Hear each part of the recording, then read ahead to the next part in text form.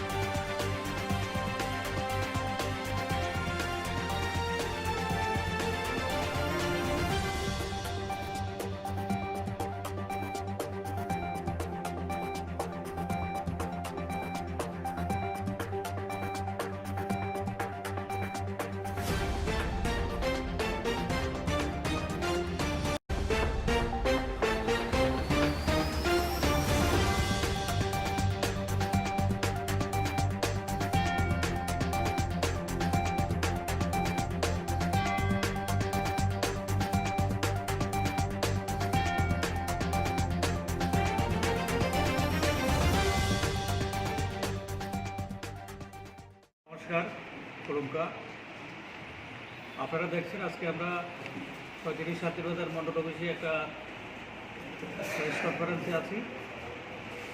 তো আমাদের এখানে উপস্থিত আছেন আমাদের শান্তিরবাজারের জনপ্রিয় বিধায়ক শ্রীযুক্ত প্রমোদ দিয়ান মহোদয়, আছেন আমাদের সার্বিক বিচ্ছন্ন তুলসী কেন্দ্রের ভারতীয় জনতা পার্টির প্রার্থী শ্রীযুক্ত সঞ্জীব দিয়ান মহোদয়, আছেন আমাদের এই মণ্ডলের মাননীয় মণ্ডল সভাপতি দেবাশিস ভৌমিক মহোদয়, আছেন আমাদের এখানে পঞ্চায়েত সমিতি চেয়ারপারসন কৃষ্ণা রিয়া মহোদয়া এবং আমাদের এই কনস্টিটিউয়েন্সির ইলেকশন পরিচালনা কনভেনার চাতরবাগ মহোদয় ও ইনচার্জ করুণা রিয়া মহোদয়, আছেন মণ্ডলের সাধারণ সম্পাদক দেবাশিস সেন মহোদয় সহ বিভিন্ন কার্যকর্তা।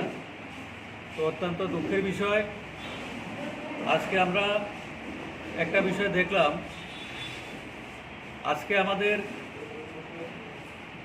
আসন্ন যে এডিসি নির্বাচন, সেই নির্বাচনের নমিনেশনের শেষ দিন।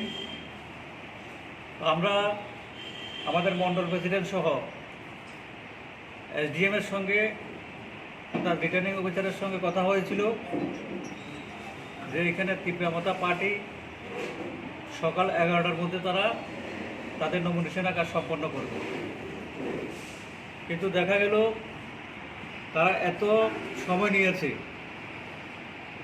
এবং আমাদেরকে যে সময় দেওয়া ছিল নির্ধারিত সময়, সেই সময় প্রায় 12:30 নাগাদ আমরা আমাদের র্যালি নিয়ে, আমাদের প্রার্থীকে নিয়ে আমরা যখন নমিনেশন সাবমিট করার জন্য আমাদের এসডিএম অফিসের দিকে রওনা দিলাম, হঠাৎ করে দেখলাম এখানে TR04C 1508 নম্বরের একটা বোলেরো ম্যাক্সি ট্রাক গাড়ি, যার মধ্যে ত্রিপুরা মাতার ফ্ল্যাগ বাঁধা এবং ত্রিপুরা মাতার কিছু সমর্থক ছিল, তারা এগিয়ে আসছিল। মিছিলের সামনে যখন আসে তখন এখানে আমাদের পুলিশ আধিকারিক যারা ছিলেন, এসডিপিও স্যার, ওসি সাহেব এবং অন্যান্য আধিকারিকগণ, তারা যখন এটাকে থামার জন্য নির্দেশ দিল, তারা কী করলো, সেই প্রশাসনিক আরক্ষা দপ্তরের কর্মীদের ধাক্কা মেরে মিছিলের মাঝখান দিয়ে গাড়িটা নিয়ে তারা এত জোরে ছুটছিল যে ইন্টারন্যাশনালি মনে হচ্ছিল যে এখানে আমাদের কিছু কার্যকর্তাকে সেখানে মানে মেরে ফেলা। প্রথমত সেখানে যে জায়গার মধ্যে তারা গাড়িটা নিয়ে প্রবেশ করলো মিছিলে, সেখানে আমাদের মাননীয় বিধায়ক শ্রীযুক্ত প্রমোদ দিয়ান ছিলেন সামনে, সেখানে আমাদের মণ্ডল সভাপতি দেবাশিস ভৌমিক ছিলেন এবং আমাদের প্রার্থী ছিল, আমি নিজে ছিলাম। কিন্তু দেখা গেছে ভাগ্যক্রমে আমরা একটা বাইক এসে সামনে পড়ায় কোনোভাবে আমরা সেখানে প্রাণে বাঁচি, এবং তারপরেও আমাদের প্রায় 3 থেকে 4 জন কার্যকর্তা মারাত্মকভাবে জখম হয়। তারা এখনও হাসপাতালে, জেলা হাসপাতালে অ্যাডমিট আছে। আমরা এই সাংবাদিক সম্মেলন শেষ করার পরে আমরা সেখানে যাব, এবং আমরা মনে করছি এটা একটা পূর্ব পরিকল্পিত প্ল্যান। তারা যখন বুঝতে পারছে যে তারা জনবিচ্ছিন্ন হয়ে গেছে এবং তারা আগামী দিনে এডিসি নির্বাচনে পরাজয় ঘটবে, তার জন্য তারা এই সমস্ত কিছু করছে এবং চাইছে যাতে করে এখানে একটা উশৃঙ্খল পরিবেশ তৈরি করে এখানে একটা সন্ত্রাসের বাতাবরণ তৈরি করা যায়। তো এইরকম একটা ন্যাক্কার জনগণনার জন্য আমরা ভারতীয় জনতা পার্টি ৩৬ শান্তিবাজার মণ্ডলের পক্ষ থেকে তীব্রভাবে নিন্দা জানাচ্ছি, ঘৃণা জানাচ্ছি, ধিক্কার জানাচ্ছি।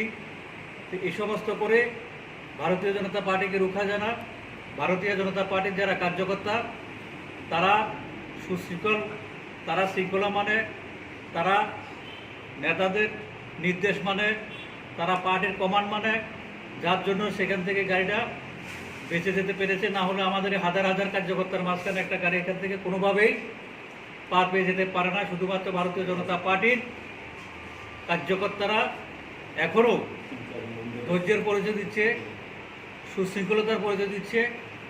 তার মানে এই নদী ভারতীয় জনতা পার্টি, ভিডিও এবং কাপুরুল ভারতীয় জনতা পার্টি তার প্রতিরোধ করতে জানে না।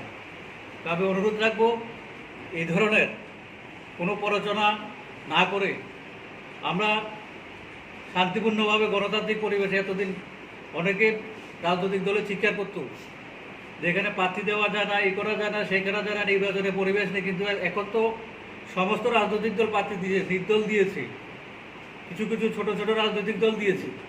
তো সেখানে আমরা চাই বন্ধুত্বপূর্ণ সুন্দর পরিবেশে নির্বাচন হোক। এই ধরনের যাতে কোনো হিংসার মনোবৃত্তি নিয়ে, সন্ত্রাস তৈরি করার উদ্দেশ্য নিয়ে, জাতি জনজাতির মধ্যে বিদ্বেষ তৈরি করার উদ্দেশ্য নিয়ে এই ধরনের কার্যক্রম যাতে না করা হয়, তার জন্য আমরা অপরিমিত ইচ্ছা